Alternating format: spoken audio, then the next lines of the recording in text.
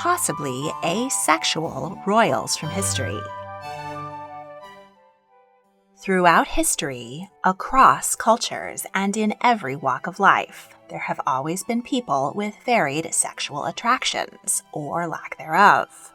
Asexuality in particular has only been identified and studied since the early 20th century. People in the past did not have the concepts, terminology, or relative freedom we have today. So, those who might now identify as asexual had a limited understanding of what they were experiencing. This makes it difficult for historians to identify people from the past who may have been asexual. Sexual attraction and relationships of every variety often left evidence, like steamy love letters and reports from others. But a lack of sexual desire was much less likely to be expressed. Sexuality, particularly among royals and especially among women, was often not a matter of choice. Princes and princesses had to marry and reproduce with whomever their parents told them to. In many cases, particularly when young princesses were wed to much older kings, their own desires were invalidated. So unless they risked their lives by having an affair, we can't know if they were secretly lusting after the stable boy, the kitchen maid, or if they just wanted to be left alone to enjoy a slice of cake. As with all of my LGBTQIA+ videos, I am sensitive about outing people posthumously. These people are no longer able to tell us their own stories, and we must therefore rely on journals, letters, and reports from others, which can't give us a complete picture. But despite the gaps in our knowledge, these people deserve to have their stories told. I think it is incredibly important for people of all sexual orientations and gender identities to see themselves represented in history, and to know that they are not alone in the world or in time. I have had many requests to do a video about ace royals from the past, so today let's meet 6 royals from history whose experiences and actions indicate that they may have been asexual. Aethelstan, King of England, was born around 894. He was the eldest son of Edward the Elder, King of Wessex, the most powerful of the 4 sub-kingdoms in Anglo-Saxon Britain. Aethelstan was handsome, slim, blonde, and brave. He embodied the legendary King Arthur, but he had no interest in finding a Guinevere. Chastity among royals was nearly unheard of at the time. Marriage was the primary way by which dynasties made alliances and expanded their influence. His grandfather, Alfred the Great, brought the neighboring kingdom of Mercia under his control by marrying its princess, Ealhswith. But Aethelstan had no interest in marriage, or sex for that matter. There is no surviving evidence that he had lovers, female or male. Instead, he chose a life of celibacy. This decision was undoubtedly religious in nature. He was incredibly pious, collected religious relics, and founded churches. But as the eldest son of a king, Prince Aethelstan was not called by God or politics to be a chaste priest, but rather to spread the Christian faith and his kingdom's influence through a strategic marriage and producing children. And the popular image of the celibate warrior monks, such as the Knights Templar, did not come along for another 2 centuries. Still, Prince Aethelstan refused to marry. And one has to wonder which came first, his desire to commit himself to a celibate life in the service of God, or his lack of desire to have sex. When Aethelstan was 30, his father died and he became King of Mercia. His younger brother, Ealhswith, was named King of Wessex, but he only outlived their father by 16 days, so Aethelstan took control of both realms. Selecting a bride at this point would have helped him to expand his kingdom by peaceful measures. Instead, he chose violence. He conquered the last remaining Viking stronghold, York. Thus, he became the first king of the whole of England. Next, he invaded Scotland and forced the kings of Scotland and Wales to submit to him. He centralized the government and continued the legal reforms begun by his grandfather. Now that Aethelstan had established himself as the dominant ruler in Britain, marriage to a foreign princess would have greatly improved his international prestige, but still he resisted matrimony. Instead, he arranged for his sisters to wed powerful Frankish monarchs on the continent. Aethelstan ruled for 15 years and died at 45. As he had no heirs, the throne went to his 18-year-old brother, Edmund I, who lost much of the ground he had conquered and got himself assassinated at 26. Louis VII, King of France, was born in 1120, the second son of King Louis VI. As a child, he was raised for a life in the church, so that he would have no children who might compete with his older brother, Philippe's dynastic line. But Philippe was thrown from his horse and killed at 15, and 11-year-old Louis was anointed as the new heir apparent. When he was 17, his powerful neighbor, William X, Duke of Aquitaine, died, leaving his vast lands to his 15-year-old daughter, Eleanor. Louis's father ordered him to marry the Duchess at once. While the newlyweds toured the province, news arrived that King Louis had died of dysentery. Louis and Eleanor returned to Paris and were crowned King and Queen of France on Christmas Day. Louis adored his beautiful and sophisticated bride and spent buckets of money granting her every whim, but he had no desire to have sex with her. Some attribute this to having been initially raised for the church. However, for some time, his destiny had been redirected to a position to which reproduction was crucial, and sexual desire would have been expected and even praised. Yet he doesn't seem to have had any. Eleanor complained that she thought to have married a king, only to find that she'd married a monk. It took 8 years of marriage and much prodding from Eleanor before Louis finally went to bed with her enough to produce a child, Marie. But cracks were beginning to show in their relationship.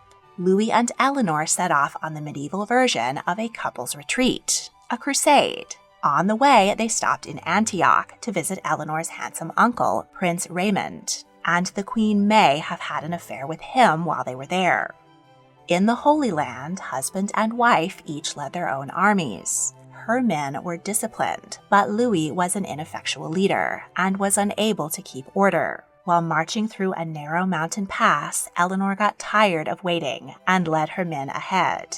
Left behind, Louis's army was ambushed by Turks. Many men, horses, and baggage were cast into the canyon below. The royal guards were slaughtered, while Louis, dressed in pilgrim's rags, was able to escape unnoticed.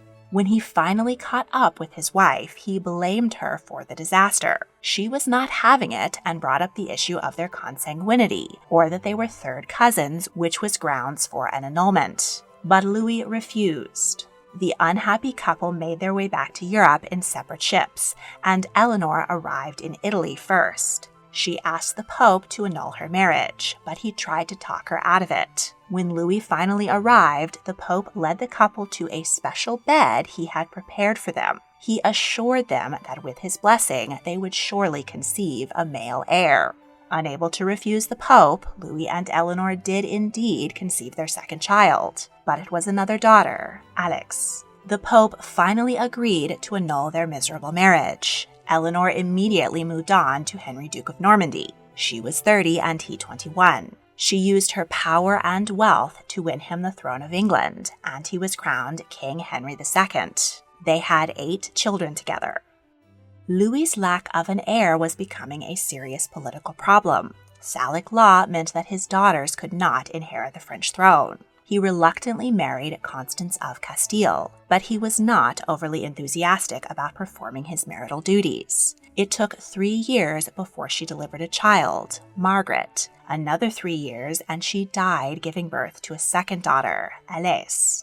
Now the king had 4 daughters and no male heir, and he was getting desperate. He married Adelaide of Champagne a shocking 5 weeks after his second wife's death. Despite the unseemly haste, it took 5 years for Adelaide to convince her husband to sleep with her. She finally delivered a son, Philippe Auguste, who was called Dieudonné, or God-given, because his long-awaited birth meant the line of the Capetian dynasty could continue. It took 6 more years for Adela to convince her husband that a spare would shore up the succession. Instead, she delivered another daughter, Agnes. Louis was done doing his duty for the dynasty, though he and Adela did enjoy each other's companionship, free of sexual passion, for the rest of their lives.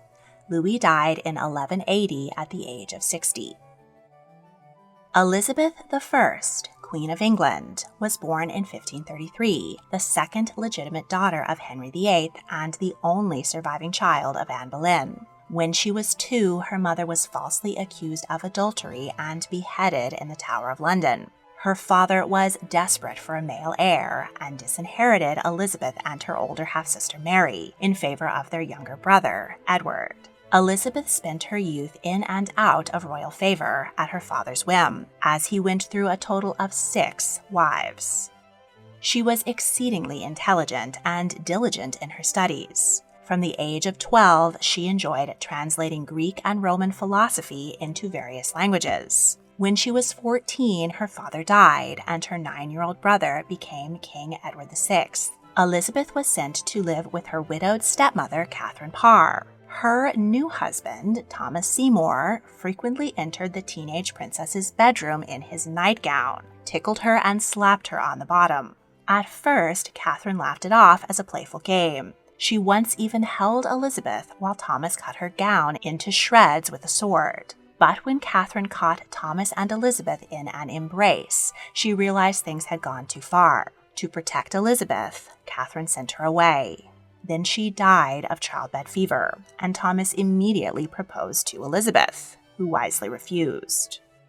King Edward VI died at 15. His will disinherited his sisters and left the throne to their cousin, Jane Grey. But after just 9 days, Mary marched her army to London, took the throne, and beheaded poor Jane. She did not enjoy killing her relatives, but she would not stand for any threats to her reign, or her goal of undoing her father's work and restoring England to Catholicism. When Edward Courtenay, Earl of Devon, got involved in a plot to overthrow Mary, wed Elizabeth, and make her queen, she again wisely refused. When the plot was discovered, Mary had her sister locked up in the Tower and interrogated, but she stoically refused to incriminate herself and was set free. Meanwhile, Mary wed her cousin, King Philip of Spain, and named him King Consort of England. But the marriage was incredibly unpopular.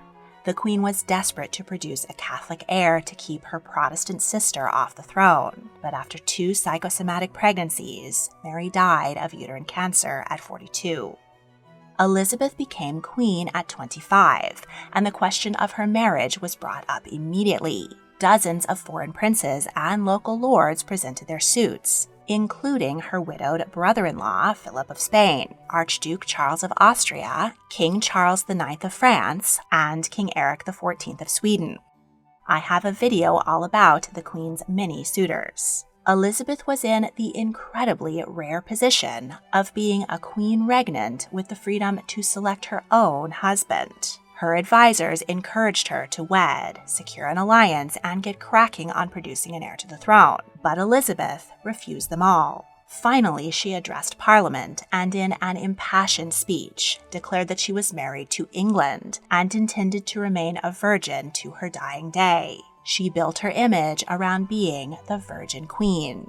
A woman choosing not to marry or have children baffled people of the 16th century, and Elizabeth's sexuality still puzzles historians today. Numerous reasons have been proposed for her decision. The trauma of her mother being beheaded by her father and being abused by Thomas Seymour might have turned her off marriage. She also lived in an extremely patriarchal society in which matrimony would have meant giving up much of her power to her husband. She may have feared dying in childbirth, as her stepmother and so many other women did. But another, very real but less explored possibility is that Elizabeth may have been asexual and truly had no desire to sleep with any of the dashing men who presented their suits. To be clear, asexuality is not the result of trauma, abuse, or fear. It is as innate as any other sexual orientation. Whatever her sexual desires may or may not have been, she does seem to have been hetero-romantic. She enjoyed close friendships and flirtations with several handsome men at court, and had a particularly close and long relationship with Robert Dudley, Earl of Leicester. She was devastated when he married another woman, because he knew he would never have children with Elizabeth. Of course, these trifles were also part of the culture of courtly love of the time and had just as much to do with fanning the queen's expansive ego. She was her father's daughter, after all, as they did with actual romantic desire.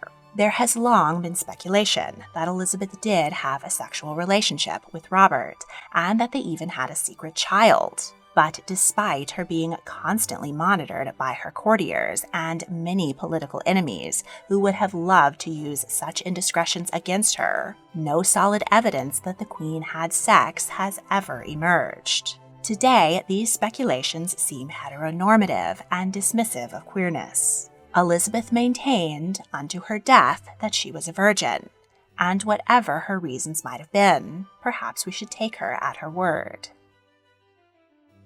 Archduchess Maria Anna of Austria was known as Mariana and was born in 1738. She was the oldest surviving daughter of Holy Roman Empress Maria Theresa. She was highly intelligent and showed great musical and artistic talent from a young age. However, she was physically weak and frequently ill, worsened by the drafty and cold rooms at the Hofburg Palace. Because of her physical disabilities, she never received the care and attention from her mother that her siblings enjoyed. She was, however, her father's favorite. Her disabilities did not limit her role in the imperial family or her ability to marry. As the Empress's eldest child, Mariana played an important role in numerous state events. She acted as sponsor at the christening of her youngest sister, Marie Antoinette. She would have been an important bargaining chip in her mother's dynastic marriage plans. But while her younger brothers and sisters were married off to royals across Europe,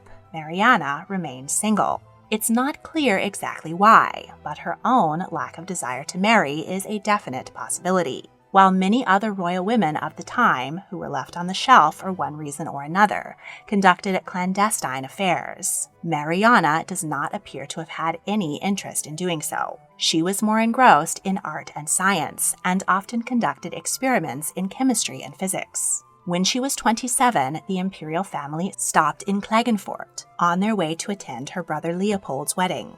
Mariana visited the convent there and became enthusiastic for the monastic life of the nuns. She particularly liked that, unlike the royal court, the nuns were unconcerned about appearance. Her mother gave up trying to marry her off and offered her the position of abbess of the royal convent of Noble Ladies of Prague. Mariana preferred to return to Klagenfurt, but her mother objected to such a humble position. She completed her father's coin collection, established her own mineral and insect collections, drew and painted in watercolor, and patronized social projects, archaeological digs, artists, and scientists. She was disliked by high society, as her interests were considered unladylike, but she was well respected in the scientific and artist communities. When Empress Maria Theresa died, Mariana was finally free to move to Klagenfurt. She paid to expand its hospital and provided welfare assistance to the area. She had many friends and was quite content with her life. Her younger sister, Maria Elizabeth, who had also taken holy vows, joined her, and they lived together for the rest of her life. Their youngest sister, Marie Antoinette, stopped for a visit on her way to Versailles to be married.